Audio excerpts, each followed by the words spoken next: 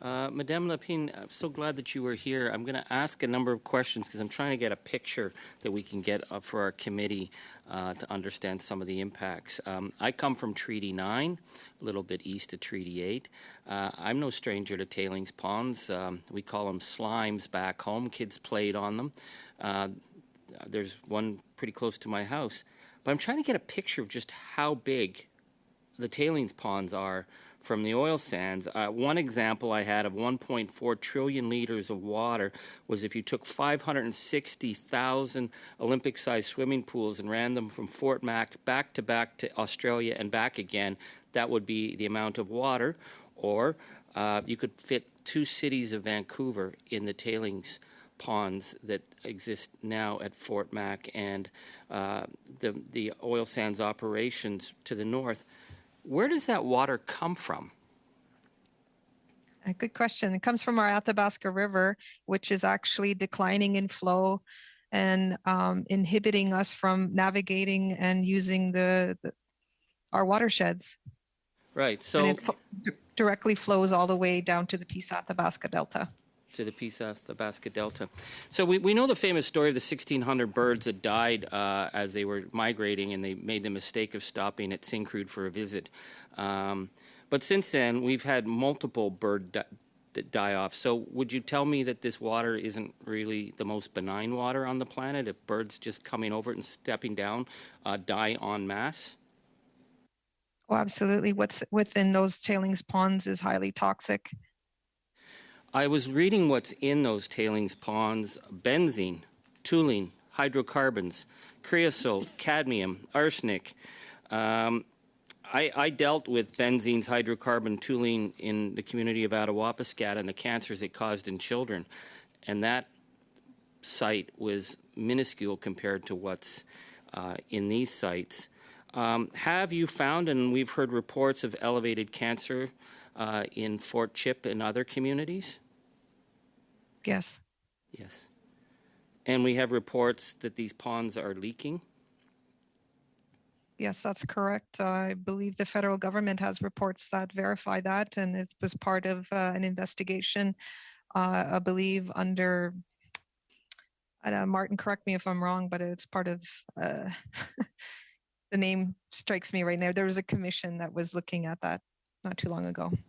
I'm asking this because in 5 years, the Trudeau government gave over $100 billion in subsidies to big oil. Now, these subsidies are tax write-offs, incentives, grants, direct monies, but we don't talk about the subsidies that are given in the taking of your land and your water. Because, am I correct that it takes 4 to 6 barrels of water from the Athabasca to make 1 barrel of bitumen? That's roughly the amount. Yeah, it could be 3 to 4 barrels. But yes, they do a lot. They use a lot of water. They don't pay for that water. No, and they don't return it. They're looking to return it with this treatment and release technology that has not been developed yet. So I guess I want to ask about that then, because, we keep hearing this concept, polluter pays, and everyone says polluter pays, and we look after this. But we're looking, according to the Canadian Energy Regulator, at a million barrel increase a year in the coming years. So that's going to increase a massive amount of pressure on the Athabasca rivers, which going to put the Athabasca River, which will put an enormous pressure on the tailings. And the solution that we're being told from industry is, well, just let us dump it and we'll make it all a lot better for you.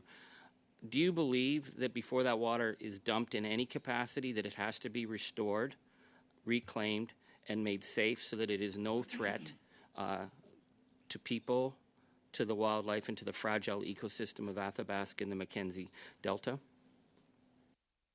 Absolutely. We take the position as zero risk and zero liability, not only today, but for the future. I'm asking that because, I was reading the thing about the Mining Association. So they have the obligation, which is same in my region of Treaty 9. They have to restore the land. They say they will restore the land back to nature. And their argument is, well, there's all this, quote, the more water that's stored on site, the less of the site itself is able to be reclaimed. until there's an opportunity to release that water and free up space, as though by allowing them to pump all this cadmium and toluene and benzenes into the water will allow them to do the job of reclaiming the land. Shouldn't they have to reclaim the water first and foremost before any of that is released, or should any of it be released without guarantees? None of it should be released. Okay. And reclamation, I mean, no, they promised reclamation 40 years ago when they started mining.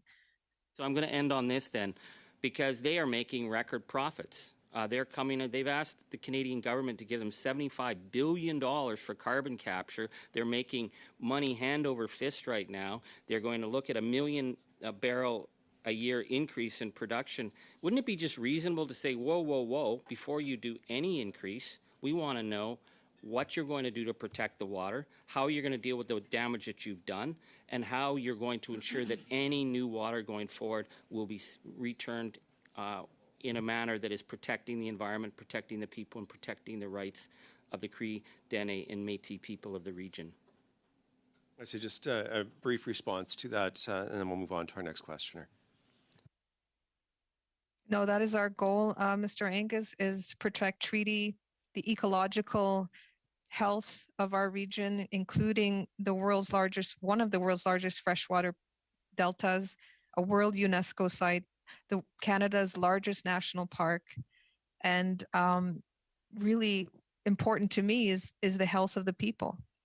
We have some of the highest rates of cancer and diseases that are not known to many places in Canada in our community. Well, thank you for that, and I would love to come and visit at some